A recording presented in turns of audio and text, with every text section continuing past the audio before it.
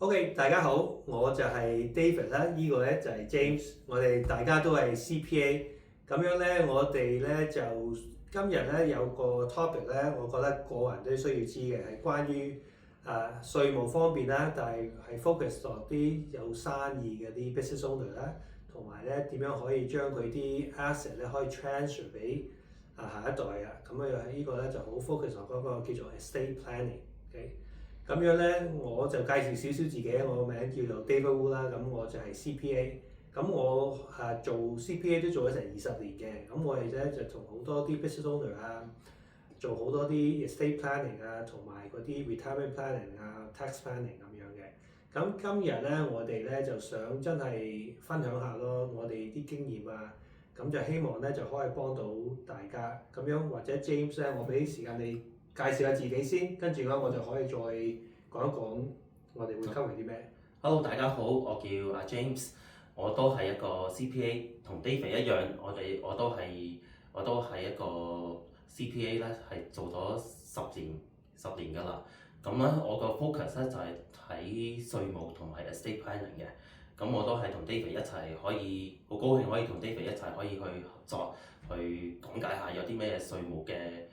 嘢可以令到每一個 business owner 都會知道點樣有啲咩辦法可以令到佢哋可以好合理地去慳稅嘅。OK，咁樣咧嗱，其實加拿大咧都知啦，我哋係俾好重稅嘅，即係如果你打工你要交個 income tax，你去買嘢有一個 sales tax 啦，咁你過身嗰陣時咧，其實咧都有一個 tax 喎，有一個 income tax，同埋咧都會有機會有一個叫做 probate fee 嘅。咁我哋可以今日解釋下少少咧點樣有啲咩 planning 可以做。咁如果你唔知道咧，其實加拿大咧嗰個 process 咧就係咁嘅。如果你係結咗婚咧，如果過身嗰陣時咧，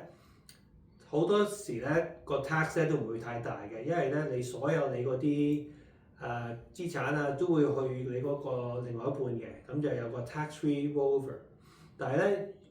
除咗咁嘅情況，或者你係單身嘅話咧，過身嗰一日咧，就政府咧就會當你所有嗰啲投資如果你有 RSP 戶口都會當佢，或者你有啲出租屋都會講一次過咧係賣晒佢嘅。咁佢就會睇下你計你嗰個 RSP 值幾多錢，每一蚊咧都係當係income 嘅。如果你有啲買咗啲出租屋咁樣有一個 capital gain 喺度咧，咁亦都要打稅嘅。咁我哋咧，如果你係一個 business owner 咧，你有一個 corporation，OK，咁你都有啲 shares，你個 corporation 都有一個 value 喺度嘅。咁過身嗰時亦都會打稅啦。好，咁而家咧我就會俾James 咧解釋少少關於係 as a business owner 咧有啲咩方法咧係可以計劃得好啲嘅。係，亦都好似阿 David 咁講，如果你有一個私人企業有個 corporation 咧，你咧係當你過咗身嗰日之後咧，就會你嗰間公司個 value 嘅有個增值資產咧，就會喺嗰日開始計稅。但係亦都好多人都唔知道，你自己個 business 就你過咗身之後就未必一定賣得出去嘅。咁如果好多時候啲人要攞嚿錢出嚟喺公司度攞嚿錢出嚟去冚嗰嚿稅咧，亦都會咧喺公司嗰度要俾多一個我哋叫做 double tax。所以對一個 business owner 嚟講咧，呢個稅咧係非常之高嘅。如果可以用一個 number 嚟講咧，你一個 business owner 嘅增值資產稅咧可以去到75%嘅。如果冇一個好好嘅稅務嘅策劃，而喺我係可以幫好多一個 business owner 嚟講咧，可以有一個辦法咧，係可以令到佢哋唔需要俾呢個稅，亦都可以提早計劃咧點樣可以去 pass 佢呢個business 咧，可以俾下一代哋有好多，或者點樣可以去計劃，點樣可以去交呢個稅，或者減低呢個稅務嘅負擔嘅。同埋咧我哋咧其實咧會詳細啲有另外一個講座嘅正式咧 in person 講座咧，幾時咧就係2月份，係星期四19號10點鐘至到12點鐘。咁地址嗰啲咧，我哋會喺個 notes 嗰度咧就會present 俾大家嘅。OK，咁其實 James 咧，如果 as a business owner 咧，其實有啲咩可以做咧嚟 avoid 或者 plan 得計劃得好啲咧？其實咧喺嗰個稅務上嘅策劃咧，咁每一個 business owner 咧，其實咧你哋都可以去，我哋都可以去 explore 一個叫做 estate freeze 嘅。其實真係咩意思咧？真係如果你今日你有一盤生意係假設係值100萬啊，咁我覺得我盤生意咧，就我再做多幾年咧，可能或者去到200萬，just 一個 example。咁我哋有一個辦法咧，可以或者去freeze 我哋今日呢個 value 咧。然之後咧，你將來呢個 growth 咧，你可以有一個 option，或者你係想斷賣俾人啊，或者去延續俾佢下一代嘅話咧，咁我哋都有一個辦法咧，係可以幫 business owner 去 plan for 一個 future sale 嘅。咁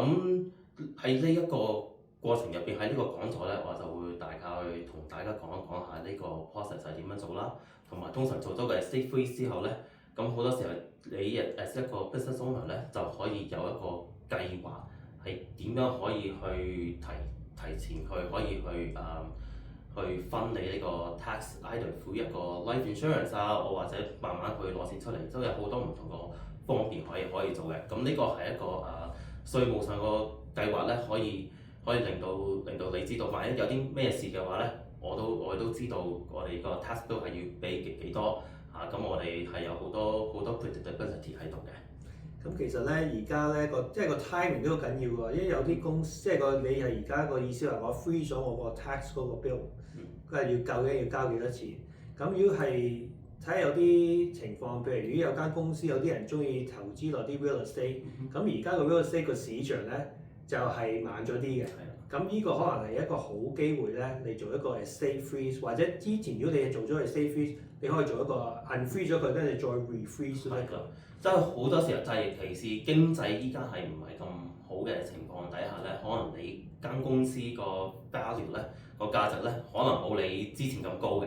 咁其實對一個 estate planner 嚟講，其實係一個好嘅機會，因為如果你好似話我假設上呢你間生意係值200萬，咁你可能因為經濟有啲唔好，你間公司係我當100萬打個比喻啦嚇，咁你如果可以 freeze 一個 lower 一個 value 嘅話咧，咁其實之後你要分呢個 tax 嘅話咧，咁其實就冇咁辛苦嘅。咁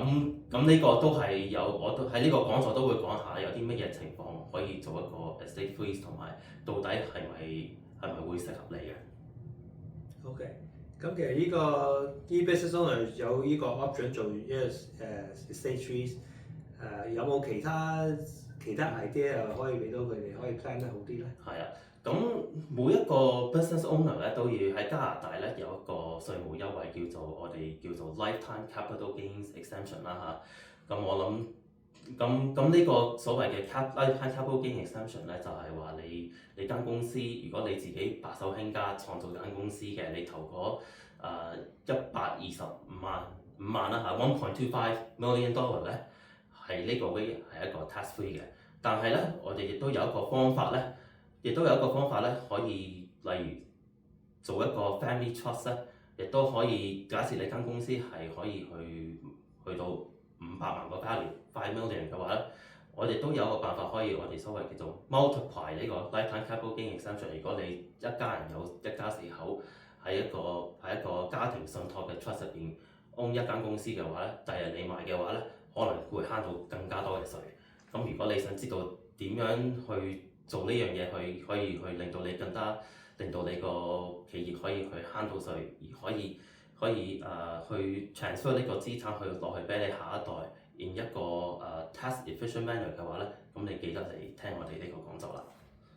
再問多一句，即係其實有啲人可能都唔清楚其實咩叫 family trust，因為簡單啲解釋下咧，就係有啲咩，即係除咗一個 multiply 嗰個 lifetime capital gain exemption 咧。有冇其他即係 reason 會想開呢個 family trust？係啦，一個 family trust 嚟講咧，咁好簡單介紹一下一個家庭信託，就係有一個信託人同埋你一班嘅受益人。咁一個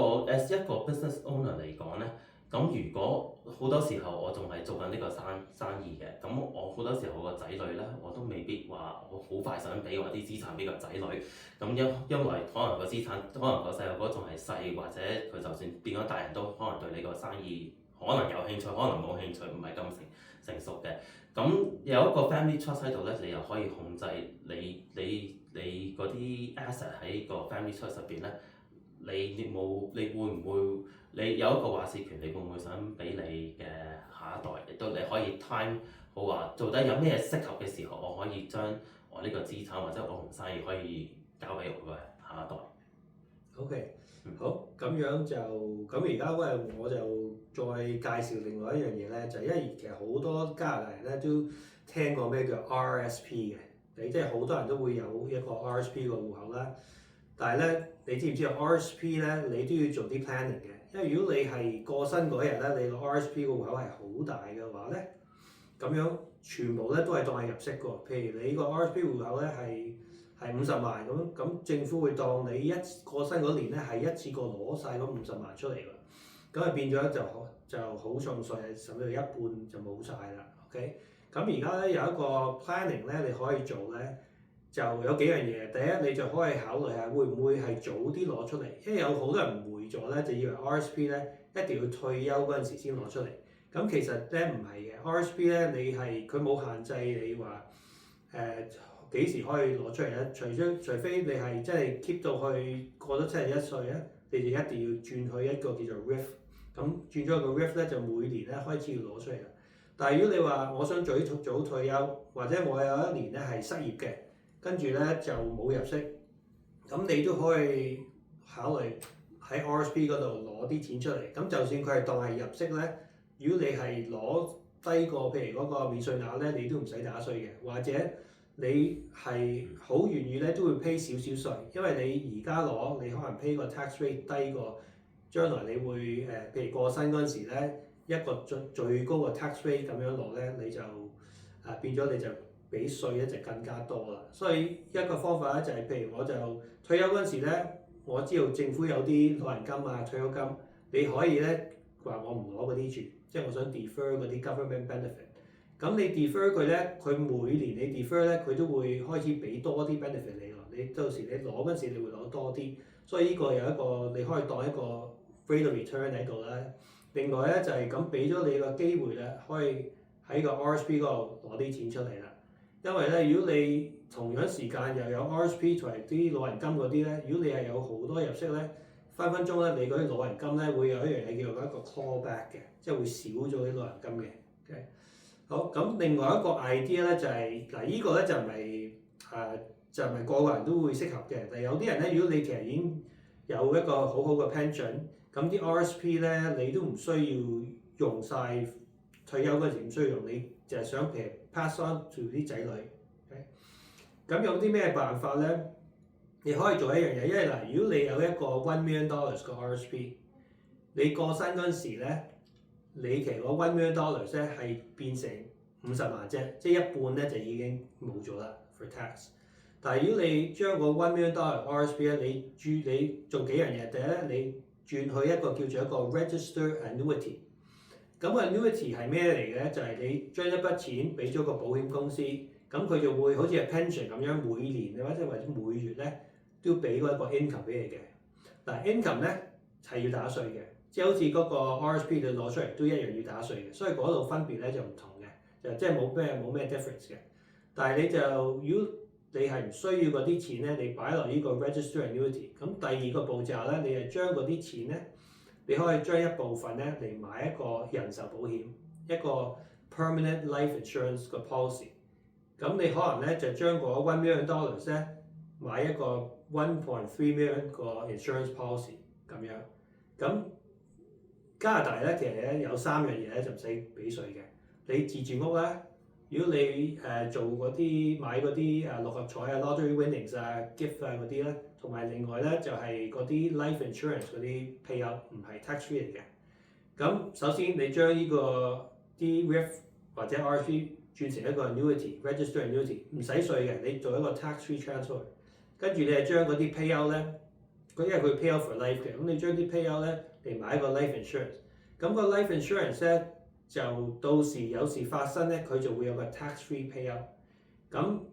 你而家嗰個$1 million個 RSP 咧就變 tax-free 咧就變成$1.3 million嗰個 life insurance payout。但係唔好忘記你本來你嗰個$1 million RSP 其實值 after tax 係值50萬啫喎，所以你而家你係比較緊50萬 versus 1.3 million 嗰個 life insurance 係 tax-free 嘅。咁所以呢樣嘢咧，我哋咧都會俾啲 example 啊。我哋個講座嗰陣時咧，19號咧，2月19號都會俾多啲資料俾大家嘅。咁James 你仲會有冇啲嘢想加啊，或者想補充下而家？我就應該 David 已經都講得好詳細㗎啦，咁我就主要我個 topic 就會圍繞住啱啱講嘅 estate freeze 同埋點樣用個 family trust 去幫啲私人企業去慳稅嘅。咁希望我哋可以喺2月19號呢一日咧嚟一個講座咧，我就俾多啲資料俾大家。咁希望到時候可以見到你哋。OK，thank you。咁同埋而家呢啲 online discussion 咧，我哋都會諗住會錄多啲嘅。咁睇下如果你有啲咩 topic 有興趣咧，歡迎你哋可以聯絡我哋啦，咁樣就或者 send 個 message 俾我哋啦。咁我哋就可以睇下有啲咩 topic 啱大家，我哋可以再有另外一個 session。OK，thank you。好，thank you。